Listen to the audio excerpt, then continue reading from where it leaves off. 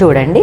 ఇప్పుడు మనకు వచ్చింది -2 ఇంచ్ ఈ మార్కు, ఈ మార్కు, మనకు ఇక్కడ వచ్చింది ఈ మార్కు, ఈ 2 మార్కులు ప్లస్ ఇక్కడ వచ్చింది ఈ మార్కు.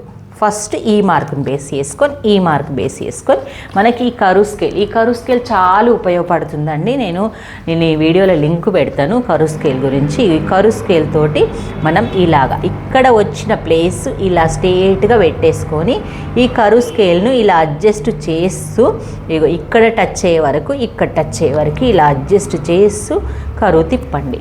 ఇక్కడ వరకు అంటే మన ఈ పాయింట్ కంటే కొంచెం వరకు కరువు తిప్పండి. 1 ఇంచ్ వరకు ఇలా కరువు తిప్పండి. ఈడ రౌండ్ షేప్ అనేది వచ్చేస్తుంది. దీనివల్ల మీకు డాట్ అనేది నేను కుట్టేటప్పుడు కూడా ఎక్స్ప్లెయిన్ చేస్తాను ఈ వీడియోలో. డాట్స్ ఎలా వస్తే ఎలా వస్తున్నాయి అనేది నేను స్టిచ్చింగ్ అప్పుడు మీకు ఎక్స్ప్లెయిన్ చేస్తాను. ఇది పెట్టిన తర్వాత నెక్స్ట్ ఇక్కడి వరకు మనకు పాయింట్ అయిపోయింది. ఈ పాయింట్ అయిపోయిన దాన్ని మనము ఇక్కడికి ఎలా కలుపుకోవాలి. చాలామంది -2 ఇంచెస్ దగ్గరికి నేను ఇది చూపిస్తాను చూడండి. ఒక మార్కుతోటి ఈ -2 ఇంచెస్ వరకు మనం ఇలా కలుపుతున్నాం.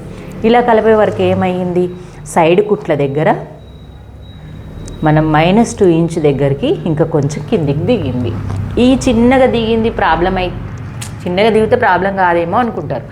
కుట్టేటప్పుడు ఏం చేస్తారు, క్రాస్ పట్టేసి మన పక్కల కుట్లు వేసేటప్పుడు ఇక్కడ కరెక్ట్ వస్తుంది. బ్లౌజు పక్కల కుట్లు వేసేటప్పుడు ఇట్లా ఇక్కడ కరెక్ట్ వస్తుంది.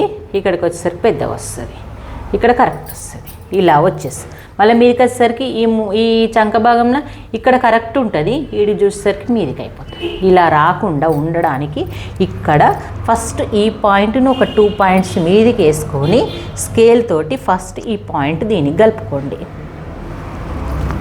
ఇలా కలుపుకోవాలి. దీని తర్వాత నెక్స్ట్ ఈ 2 పాయింట్ మీది కన్నా సేమ్ ఇలా కలుపుకోండి. ఇలా కలుపుకోవడం వల్ల మనకు ఈ సైడ్ కుట్లు వేసుకుంటప్పుడు ఎక్కువ తక్కువ అనేది కాదు.